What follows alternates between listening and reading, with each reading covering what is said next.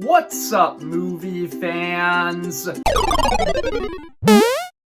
Guys, we are only 3 months into 2025, but it is already a very busy year for Disney Plus. Disney Plus has already put out 3 brand new TV shows, one of which is airing right now, Daredevil Born Again, but the other 2 recently concluded. For one thing, we have a brand new animated Spider-Man show created by Marvel, Your Friendly Neighborhood Spider-Man, and then on the other side, we have Win or Lose, a brand new original animated Pixar show.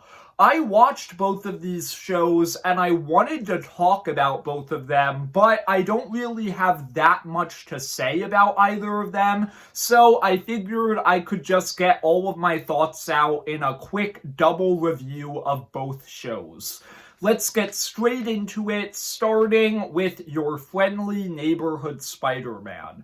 Now, when this show was originally announced a few years ago, I was pretty excited for it because it was originally announced that the show was going to be a prequel to the MCU Spider-Man movies that covers the origin story of Tom Holland's Spider-Man.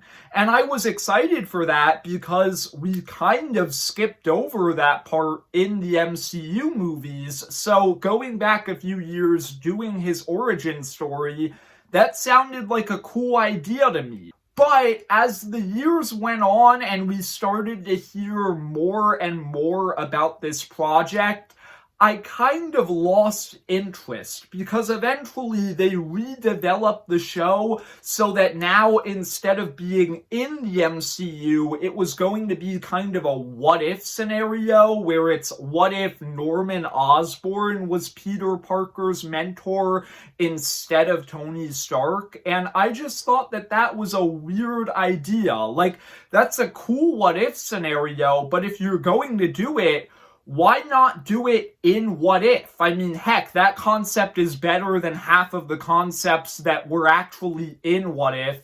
I'm sorry, I'm still not over how bad What If Season 3 was. And then, a few months ago, we got a trailer for this show, and at that point, I completely lost interest because, frankly, the trailer looked kind of terrible. Like, I did not like the animation style, the jokes looked cringy. Like, at that point, I was not excited at all for this show.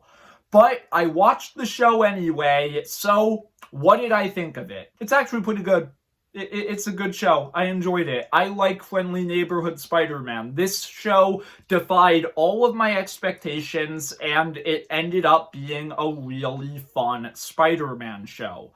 The entire concept of it being like a what-if scenario where Norman is Peter's mentor instead of Tony Stark, that idea ended up being way more interesting than I thought it was going to be, and that's primarily because I really like this show's version of Norman Osborn. At the start of the show, he was a very, very different from the Norman Osborn that I'm used to in most Spider-Man media. He just came across as a little bit too friendly and a little bit too goofy to me. Like, he didn't feel like Norman Osborn.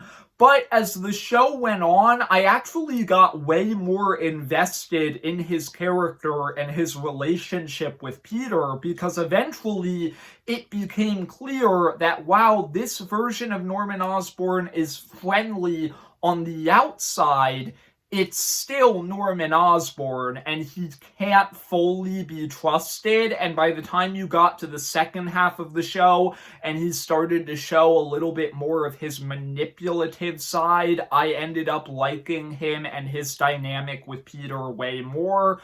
I thought that Coleman Domingo was fantastic casting. His vocal performance was pretty good. So, yeah, I liked the what-if scenario concept a lot more than I thought I was going to. But the best thing about this show is that while it is a what-if scenario, it's also just a normal Spider-Man show. Like, at a certain point, I forgot it was supposed to be a what-if scenario because it's just a pretty solid Spider-Man show. This version of Peter Parker is your standard version of Peter Parker. He's intelligent, yet kind of awkward. He's incredibly friendly and incredibly responsible, but at the same time, he feels like he's letting all of the people around him down because he can't always save everyone. Like, yeah, standard version of Peter Parker. I found him to be very likable, very entertaining. So, yeah, this show definitely got Spider-Man as a character right. This is kind of the type of show where it doesn't necessarily have an overarching storyline throughout the season. Like, there are definitely recurring villains, but it is kind of a villain of the week type show where every episode you get a new villain. And in general, I really liked the villains that this season chose to focus on because they're kind of less common Spider-Man villains. Like, this show, rather than using super common Spider-Man villains that we've been using for years, it uses Speed Demon, Tarantula, Unicorn, all characters who the general public just knows nothing about, and I appreciate when shows about these more popular characters do stuff like that. But you still get more common Spider-Man villains in here, with the main one being Doc Ock, and I liked this show's interpretation of Doc Ock. I will admit I was a little bit underwhelmed. He's not used a lot in this show, and he's definitely a more comedic reimagining of the character, but still I found him to be entertaining. But by far, the best villain in your friendly neighborhood Spider-Man was Scorpion. Holy crap, I've never really been that much of a Scorpion fan. I just haven't seen him in a lot of Spider-Man media. But he was terrifying in this show. Like, he is the closest thing that this show has to a main villain. And he was really threatening. Like, he was a true psychopath. So, yeah, I really enjoyed him a lot more than I thought I was going to. I liked the supporting cast. You have Harry Osborn in here, and I liked this version of Harry Osborn. I bought into his friendship with Peter. And then you also have a character who I'm not that familiar with, Nico Minoru. Apparently in the comics, she is a member of the Runaways, and she was also a big part of the Runaways show that came out a few years ago. I haven't seen or read anything Runaways related. This was my first introduction to her character, but I really liked her. She was a likable, fun character. I enjoyed her friendship with Peter a lot. They had a lot of really fun interactions. But by far, the best character in this show was Lonnie Lincoln. In most Spider-Man media, Lonnie Lincoln is a crime lord. He is the villain Tombstone.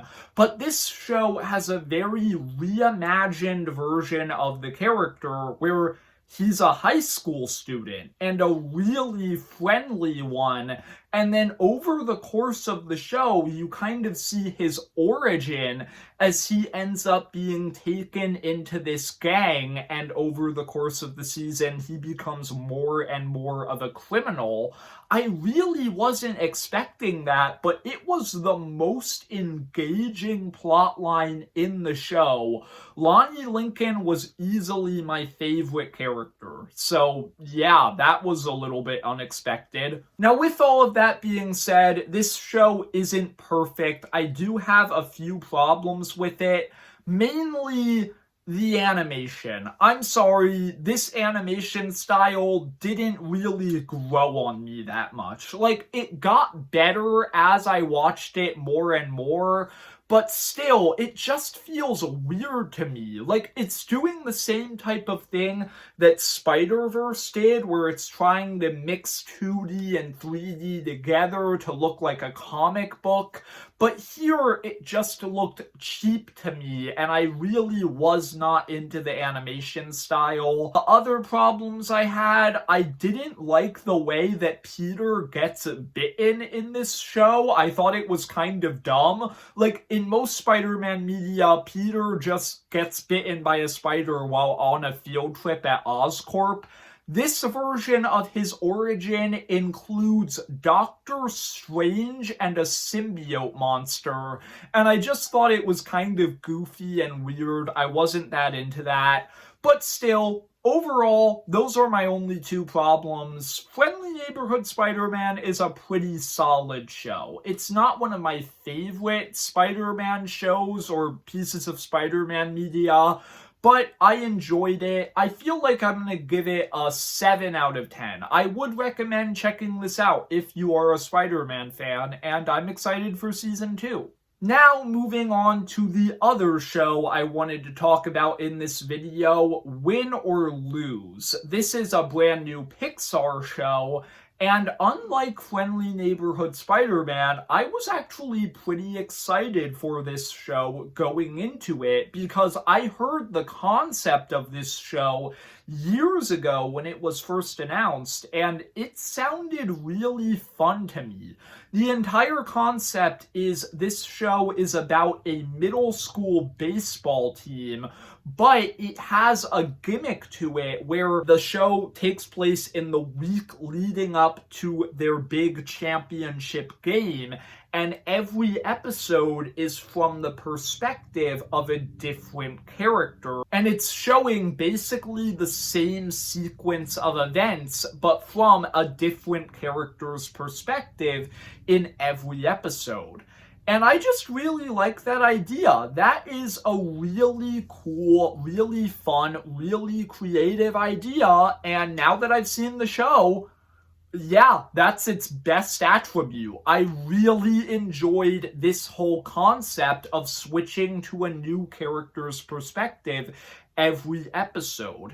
It allows you to get like such an in-depth perspective on basically every single major player in this show. All of them become three-dimensional characters by the end of it because you're just able to see where each of them are coming from. You get to see the same exact scene multiple different times, but in different contexts. It makes you think about what different characters are thinking about in each scene. Yeah, I really enjoyed this gimmick, and I thought that it was easily the best part of the show.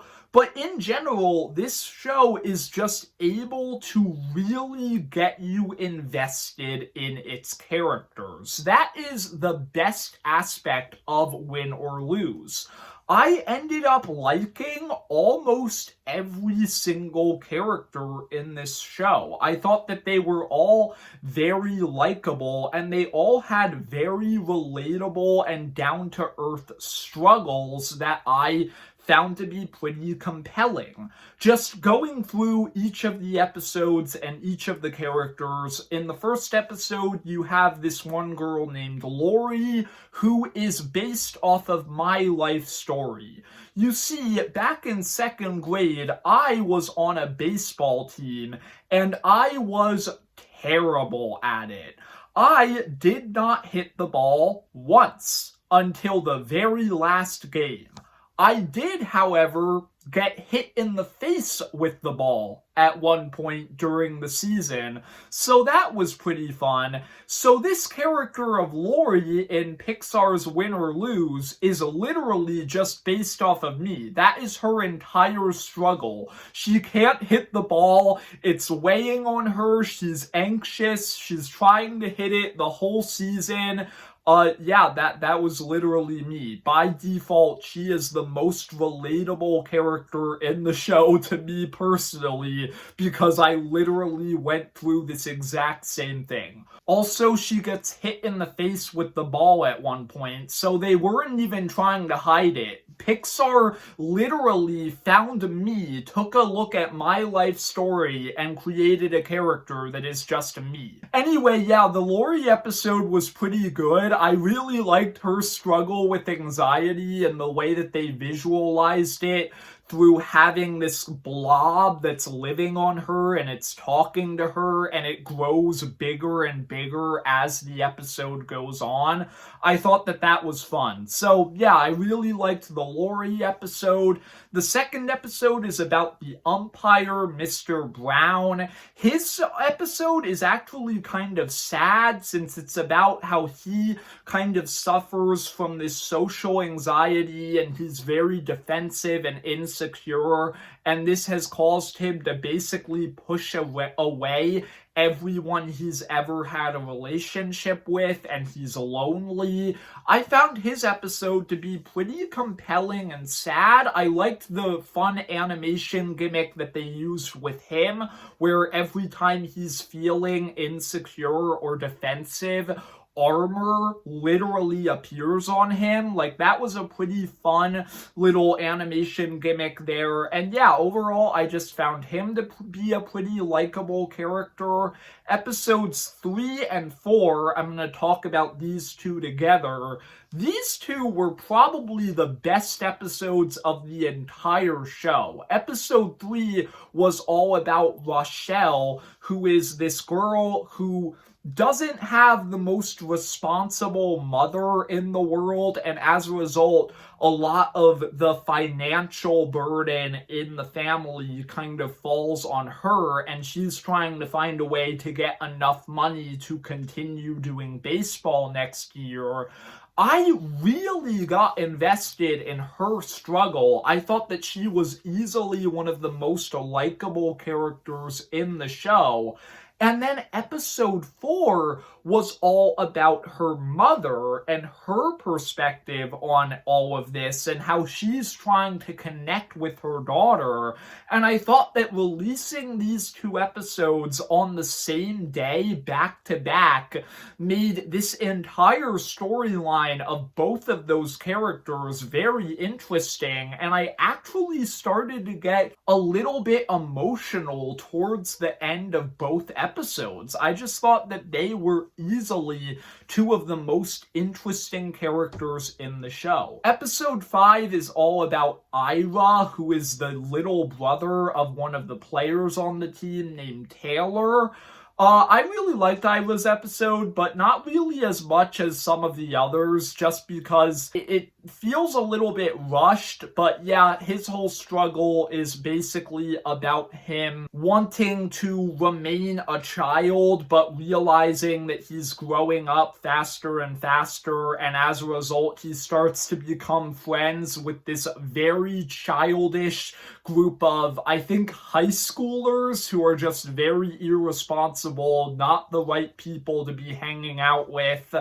I thought that it was a pretty funny episode. I don't really have a lot more to say about that one.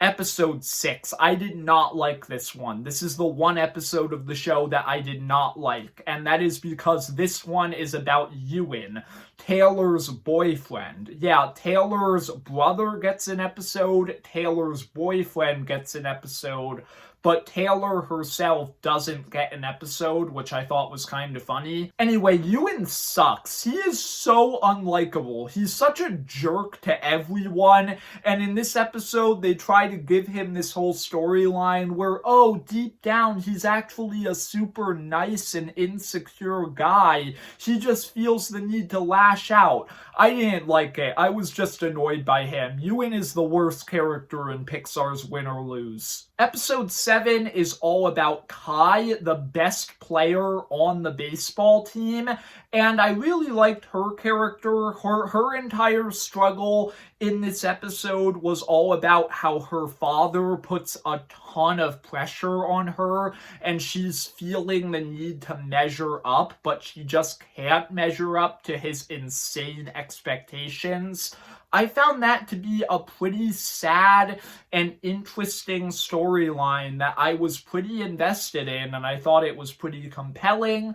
And then finally, the final episode of the show is all about the coach of the team. That entire episode is all about him basically struggling with anger issues, and over the course of the episode, he's kind of struggling to contain it so that he can continue being a good coach to his team and not put too much pressure on them. And then the episode 8 also just concludes all of the other plot lines for all of the other characters in the show. Yeah, overall, I thought that all of these episodes, except for the Ewan one, were really solid, creative, and enjoyable, and I really liked Win or Lose. I would say that I actually liked this show more than Friendly Neighborhood Spider-Man, and I'm impressed. This is one of my favorite things that Pixar has made in a few years. If I had to rank the episodes, I would probably go last place the Ewan one. It's terrible. I hate it. Then I would probably go the Ira episode, then Mr. Brown, then Kai. Fourth would be Lori, third would be the coach, second would be Rochelle's mother, and then number 1 would be Rochelle's episode. So yeah, I'm going to give Win or Lose an 8 out of 10. I would recommend checking out both of these shows if you haven't yet. They're both pretty enjoyable. I hope you enjoyed the video. If you did, leave a like and subscribe. Comment down below what are your thoughts on either of these shows if you've seen them. And see ya, movie fans.